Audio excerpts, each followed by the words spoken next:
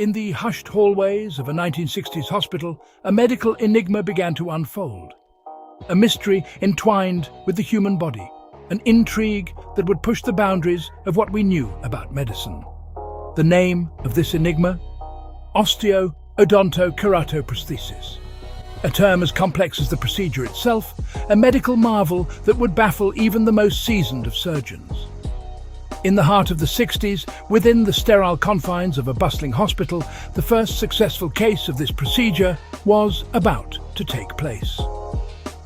A man named Benedetto Strampelli was at the forefront, his role yet to be revealed, his impact yet to be measured. This procedure was not for the faint-hearted.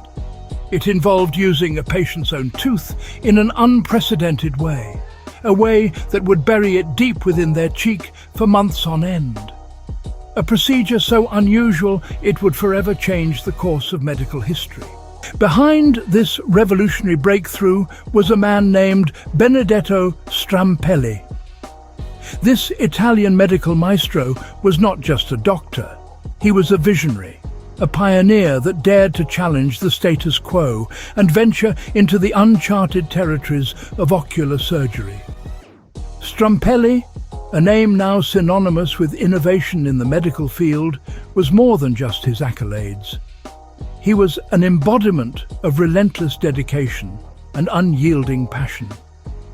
His journey was not an easy one.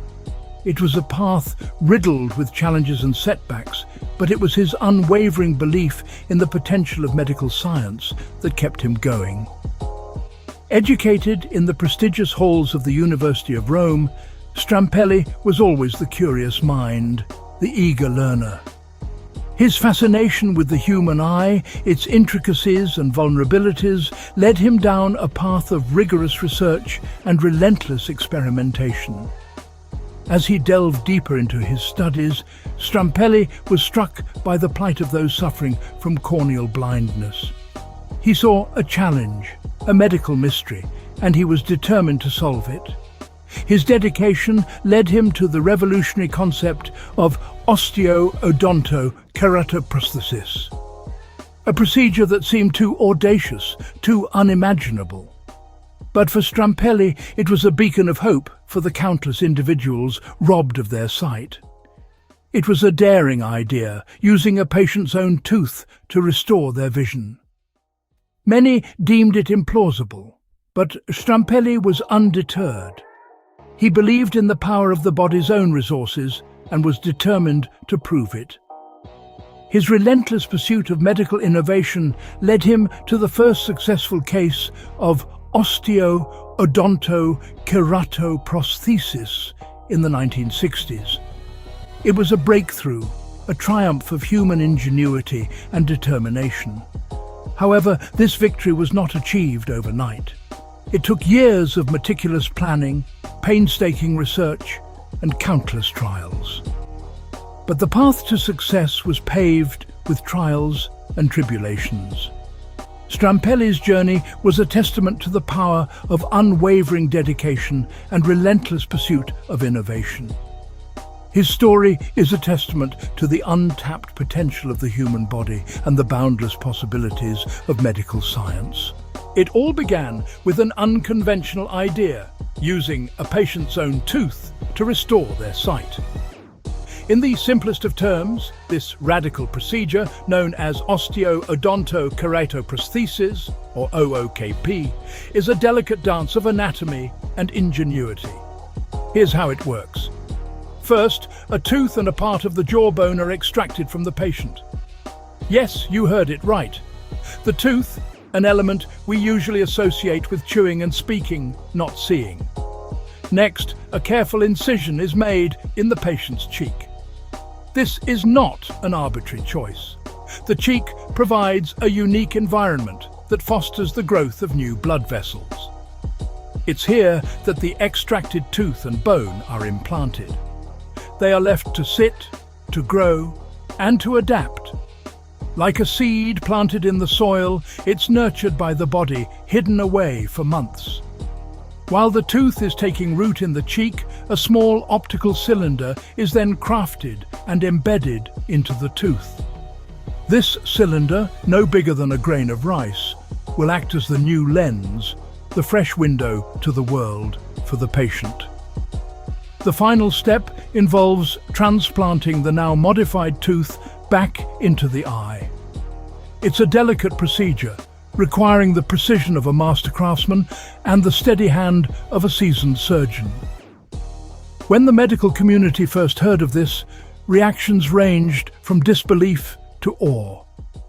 The idea of borrowing a part from one area of the body to fix another was not new, but using a tooth to restore sight. That was unheard of. And the public?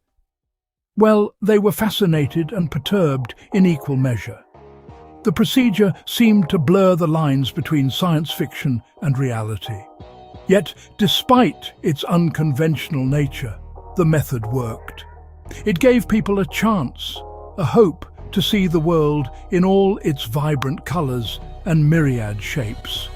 And just like that, a tooth became the key to seeing the world anew. In the sterile silence of the operating room, a miracle was about to happen. In the heart of the 1960s, a patient whose world had been consumed by darkness was about to experience the impossible. They had been living in a world devoid of light, color, and visual recognition for an eternity. The world, as they once knew it, had become an echo of memories, fading away with each passing day. The patient had lost hope, succumbing to the despair of living in an eternal night. But, as fate would have it, their path crossed with that of an extraordinary man, Benedetto Strampelli, a visionary surgeon who dared to challenge the impossible. Strampelli, with his groundbreaking procedure, promised to bring light back into their world. Using something as seemingly ordinary as the patient's tooth, he aimed to restore the sight that had long been lost. Months passed, months that felt like an eternity. The tooth, now a part of the patient's cheek, was ready to be the key to unlock their vision. The operation room buzzed with a tense silence as Strampelli began the final phase of his radical procedure. As the last stitch was sewn and the bandages were placed, anticipation filled the air. The moment of truth was drawing near. Would Strampelli's daring experiment be a success? Would the patient see the world again? The questions hung in the air, heavy with hope and fear.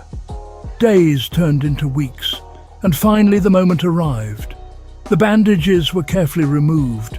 The patient blinked, their new eye adjusting to the light.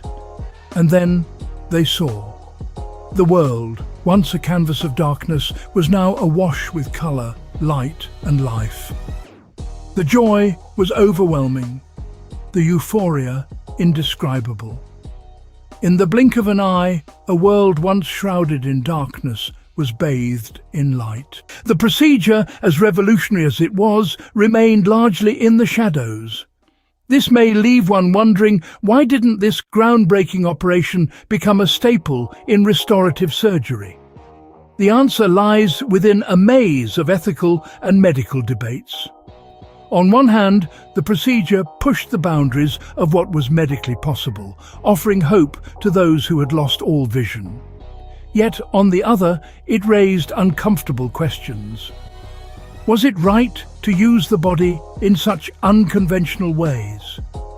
What were the long-term implications for the patient's health? Critics argued that the procedure was too invasive, too risky.